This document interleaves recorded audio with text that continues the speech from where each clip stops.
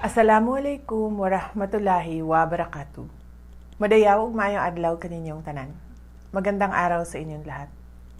Ngayong araw, ginugunita natin ang unang anibersaryo ng isang kaganapang sumubok sa ating demokrasya at sa mga prinsipyo ng due process at rule of law.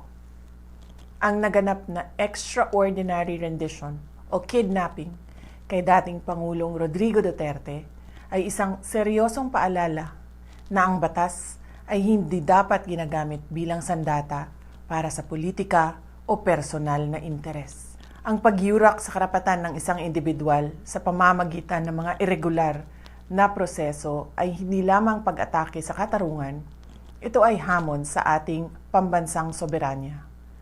Ang isang tunay na malayang bansa ay pinapatakbo ng sariling mga institusyon na malaya mula sa anumang panlabas na panghihimasok o dikta. Ang anibersaryong ito ay isang panawagan para sa ating lahat na manatiling mapagmatyag. Kailangang manatiling malaya, tapat at matatag ang ating mga institusyon laban sa anumang pagsubok na baluktutin ang hustisya. Walang sino mang Pilipino ang dapat pagkakaitan ng proteksyon ng ating saligang batas.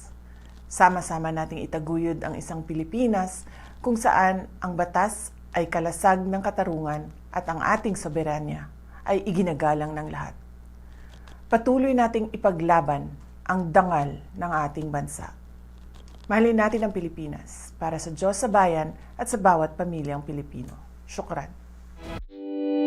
Ito ang DWAY 1332 kHz SMNI Radio Cabanatuan.